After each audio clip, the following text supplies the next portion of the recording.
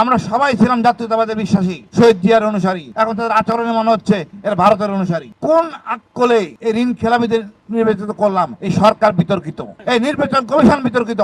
চোরদেরকে চোরই বলবো, নো ঋণ খেলাপি, চোর। আমাদের এই ছাত্ররা আবু সাইদ মুগ্ধ আওয়ামী লীগকে হটাই দেয় নাই, ভারতকে হটাই দিছে। নিজেরা কমজোরি মনে করবেন না, আমরা শক্তিশালী। ইনশাআল্লাহ আমাদের বিজয় হবে। হা নিয়ে প্রচারণা করা মানে লজ্জা। যেসব রাজনীতিবিদ দল এটা নিয়ে বিতর্ক করতেছেন, এটা আমাদের কুলাঙ্গার। এই দেশে আমেরিকার কোনো স্থান নাই, এই দেশে কোনো ভারতের কোনো স্থান নাই। আমরা মাথা উঁচু করে দাঁড়াবো। আমরা নিজের পয়সায় খাই, ভারতের পয়সায় খাই না। তো তেলবাজি করার কোনো দরকার নাই। যেসব সুশীল, যেসব রাজনীতিবিদ এই তেলবাজি করেন, অনুগ্রহপূর্বক ভারতে চলে যান। আমার দেশে আপনাদের স্থান নাই। এই নির্বাচন হবে সুন্দর সুষ্ঠু।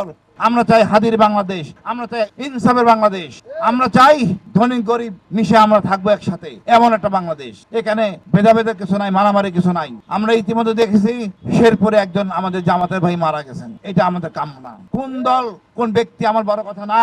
আমরা কেন একে অপর মারবো? এটা ভারতীয় দর্শন।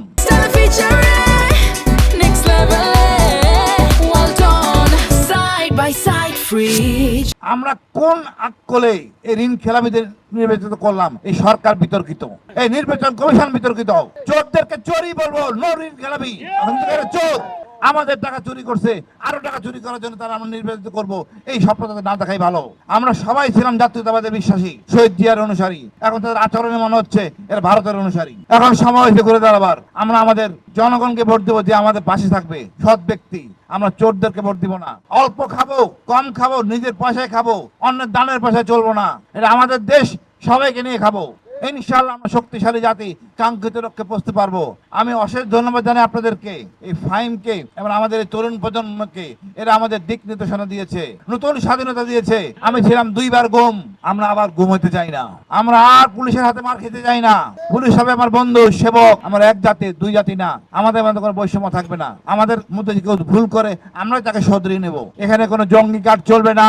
আমাদের বিপ্লবের ছাত্র ছিল, মাদ্রাসার ছাত্ররা ছিল, সবার অবদান অনেক। ফেরিওয়ালা, রিক্সাওয়ালা ছিল, ভ্যানওয়ালা ছিল। নাম না জানা এখনো 100 জন আছে, তাদের আমরা পাই নাই এখনো ঠিকানা। এমন কুলাঙ্গার বাংলাদেশ। আমাদেরকে সুন্দর বাংলাদেশ করব, নতুন প্রজন্মের বাংলাদেশ, যেখানে আমরা বুক ফুলে কথা বলবো, বিশ্বে আমাদের মাথা উঁচু করে দাঁড়াবো।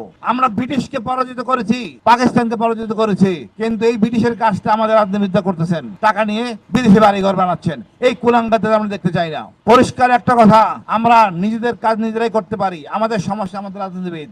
এমন রাজনীতিবিদ তারা বাজার করে না, পৃথিবীর কোথাও নাই। পৃথিবীর কোথাও নাই যে রাজনীতিবিদরা বাজার করে না, মাগনা খায়। ধান্দাবাজ, বাটপার, এর নেতাদেরকে সব চেইন অফ কমন বাটপার। আমরা এগুলো দেখতে চাই না। এখন হবে চট থাপ্পরের বাংলাদেশ।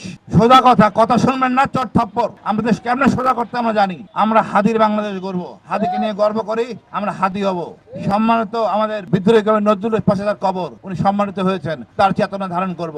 নির্বাচনের পর হাদির বিচার করে ছাড়বো। দেখি এর শক্তি কত বড় ক্ষমতাশালী। টাইনে হেসড়ে নিয়ে আসবো, যে যত বড় শক্তিশালী হোক। আমরা ভারতকে গণায় ধরবো না। আমরা এক জাতির দেশ। ইনশাআল্লাহ আমাদের বিজয় হবে। আমাদের বাংলাদেশ দীর্ঘজীবী হোক।